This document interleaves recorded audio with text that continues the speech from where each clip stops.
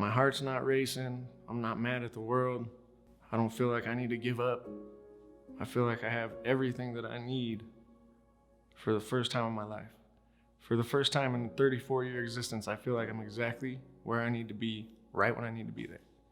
And it's a feeling that is completely foreign to me.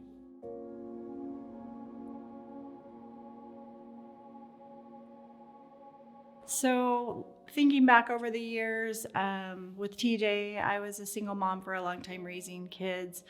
But I remember one day I was looking back through some photos and noticed about the time that his dad and I got divorced, second grade, that as we progressed through the years, how his smile just kind of went away, the twinkle in his eye as he got through high school. When I was 14 years old, I started suffering from depression really badly.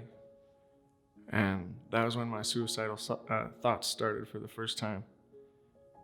And it came out of nowhere, you know. It was a nice sunny day and I woke up and something in the back of my head was like, oh, it's a beautiful day to kill yourself. And I've lived with that thought ever since. Right before my senior year, I got appendicitis. I was prescribed hydrocodone. That was my first introduction. And, you know, I was very happy to take the ones that I didn't need after I was already healed. Shortly after that, you know, I started drinking, started smoking weed, barely made it through my senior year. My mother had to help me do take-home packets to make up for the credits that I didn't, you know, make junior year. 2 weeks later, I moved to Seattle, and I was off to the races, man. I didn't know the severity of his drug use. He kept it from me, but he would become super distant for months at a time, not calling, so I always knew something was going on. And I remember when he called me, it was a couple days after his first overdose, not realizing the severity of his drug use until that moment. I tried several attempts at getting him to go to a Christian-based rehab center with a year-long program, and he would go in and things would be great and he'd be, you know, doing so well, and then he would just walk out of the program. He'd always come up with an excuse as to they were stupid, they weren't helping him, they were Bible bashers, they were this, they were that. It was always something that he would come up with in his mind to leave so that he could go use again. My brain and my feelings got the best of me, and shortly after, I started drinking again, started smoking weed again, and then within a couple months was back on the hard drugs again. And that cycle just happened year after year after year. You know, months of driving myself right into the ground again, breaking all my relationships, going to rehab, getting everybody's hopes up again, and then just crashing right back down. And it's been, you know, a 14-year cycle of that total. I knew he was using, but the rule was he couldn't use in my house, but he would go get high. He would come back and sit in my driveway, and I could see from the upstairs window of my house him slumped over in his truck. And he would run his truck all night long, but I would just try to ignore it, and then I'd have to get up and go to work in the morning, and every morning that he would be out there like that, I'd have to at least go over and poke him or, you know, knock on the window just to make sure he was alive. There was many times that I was pretty convinced that he was dead and was scared to death to go to that door.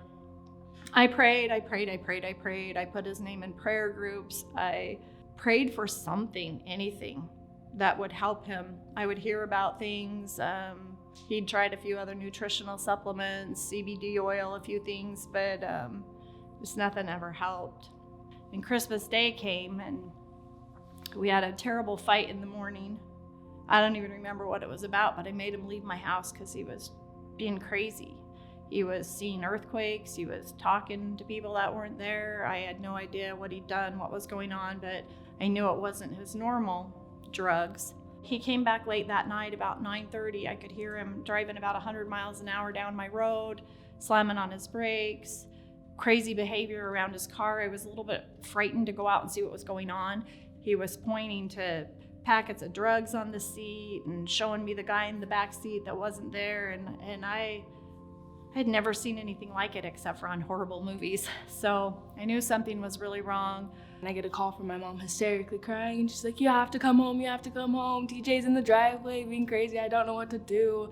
I don't know what's wrong with him. I don't know what he's taking. I don't know if it's heroin. I don't know if it's some sort of other drug. Like, she was just going off about not knowing what was going on at all. And so I go upstairs, and in the room that he's staying, I see all of his bottles, and I see that they're all empty. And so I take him down, and she's reading all the dates on them, and she's like, these are prescriptions from 3 days ago, and they're all gone. I was absolutely 100% convinced that whatever he had done, which was taking a whole bottle of Adderall along with a bunch of other pills, that he had totally fried his brain. I'd seen him crazy before. I'd seen him do irrational things. I'd seen him so high he couldn't keep his head up. I'd seen him so drunk that he couldn't walk up the stairs. But I never saw him crazy. So I went into behavioral health center to try and get some help and see what the professionals had to say. And, of course, they don't have any magical pill. They don't have any miracle diagnosis that would help me figure out immediately and help me alleviate all the symptoms and the sadness and the suicidal thoughts that I've suffered from for years. So I came out of there. There's nothing they can do. There's nothing, like, I'm already on depression pills. I've already been doing all the stuff that the doctors have said for years to try and make it go away, and nothing's changed. So my dad brought me a packet of the lightning stick and gave it to me and told me that, it would change my life. But I didn't really think anything of it. But I did do a little bit of research on it, enough so that when TJ was released from the behavioral health facility, I had a bag in my hand. And I even think while we were in the car on the way home, I gave him a pack and said, take this right now. I guess, the positivity started to trickle in to where the negativity and the suicidal thoughts used to be. I'm like, what's happening? And it blew my mind. Within 2 or 3 days, suicidal thoughts, gone. Haven't had one since. 11 days later, I had to take a picture of him because I couldn't believe how a product could help somebody so quickly. You're talking about a lifetime of struggles, wanting to off myself, gone. Because of some little micronutrient packet that my mom handed me. And it saved my life. Coming out of it today, I have never seen him like this in my life. The calmness, the kept togetherness, the happiness, the sparkle in his eye. Like, I haven't seen it in so long, if ever.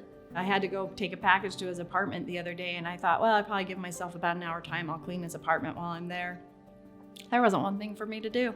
His apartment was clean, his dishes were done, his bathroom was clean.